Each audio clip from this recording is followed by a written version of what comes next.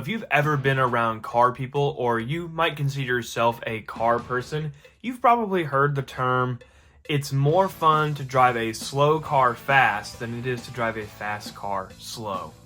The idea is that when you have a sports car and you're driving it on the streets and in traffic, you're forever going to be tempted with what you cannot do.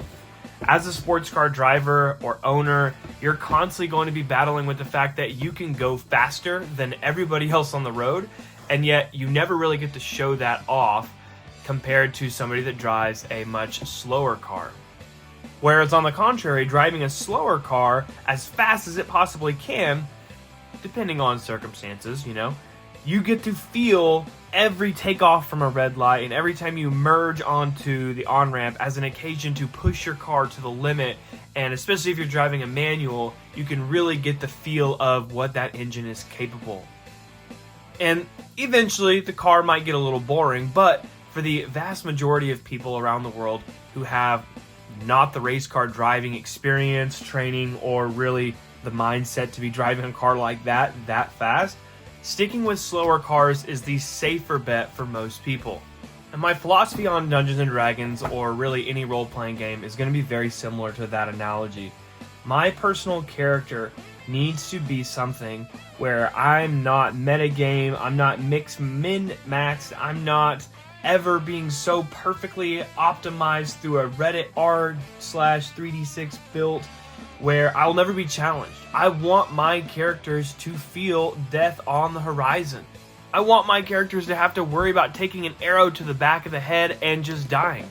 I don't want them to feel like an indestructible tank where they can just take on anything and everything and there's not a single thing that the Dungeon Master can do to stop them. You do not win in Dungeons & Dragons. It's not you versus the Dungeon Master. It's not you trying to create the best, perfect, most optimized build so that the Dungeon Master can't get the best of you. It's not about that. It's about having fun and telling a story. And when you have a purposefully nerfed character, I guess you could say, you end up leaving so much more room for roleplay.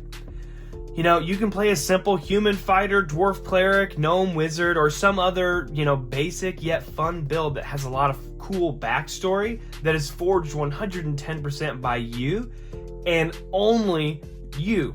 You don't have to worry about builds you've seen online or ways that you've seen or heard other people playing the game. And when that's the case, every single encounter is fun. Every single encounter could be life or death. I mean, I've mentioned it a couple times before, but in basic fantasy RPG, you don't really have a whole lot of hit points, especially as the thieves and the mages. And so you might be a level 3 or 4 character that has 4 to 6 health, and one enemy with a lucky shot could just straight up kill you. Which means that every encounter is exciting, every encounter is life or death, and every encounter is worth thinking out and make sure that you actually prepare and plan for it so that it goes well.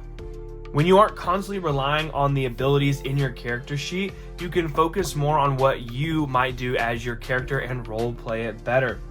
By purposely nerfing this, it actually helps you solve quests instead of taking the same tired old overpowered abilities and doing the same thing again and again. I want to shoot Eldritch Blast, pass turn. I'm going to do it again the next turn, and the next turn. I might move over here and then do it again from over here. It's incredibly boring, and it's not fun for you, it's not fun for the rest of the party, and it certainly isn't fun for the Dungeon Master. The slow car fast and the fast car slow mantra does only last so long. As your experience in driving begins to outpace what that car is capable of, then it's time to upgrade to the next thing, or maybe step into that faster vehicle. And the same thing applies in role-playing games.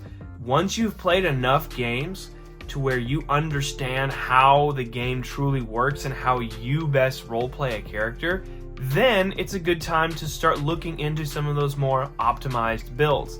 But if it's your first character, you don't want to go on Reddit and find a 1 through level 20 build and just copy that exactly. That's like giving somebody the keys to a sports car for their very first car on their 16th birthday. There's a 99.9% chance they're gonna wreck. There's too much power there for them, and they don't know how to control it. They don't know when it's best to use certain things and when it's not. And the same thing applies in Dungeons & Dragons as well. Giving a new player too many abilities, too much power, too much of a optimized build, if you will, is going to lead to them no longer relying on their ingenuity and their creativity and their imagination for fun role-playing experience, but instead they're just going to follow what's on the character sheet, only do what's on the character sheet, and probably start forgetting about some of the other stuff that could happen off the character sheet. And so, of course, as you get more experience in playing role-playing games or Dungeons & Dragons or whatever system that you choose to do, yeah, you want to add in some of those extra books and the sheets and the DLCs or whatever so that you can kind of create a better and more fleshed out character from there. But you don't want to start off with that too much too fast, because you're going to burn yourself out, you're going to get bored, and your dungeon master is going to have a hard time balancing encounters to where eventually it'll get to the point where either they can never balance it fully evenly and everything is a cakewalk, or they TPK and everybody goes home and the game is over. So it's a really, really difficult line for a dungeon master to try to walk when you have players that are using those maybe too powerful abilities. Now, this is a tricky subject because a lot of dungeon masters are going to say, well, in my game, in my house rules, I ban this, I ban artificers, I ban, multi-classing or whatever. And that's totally one way to do it.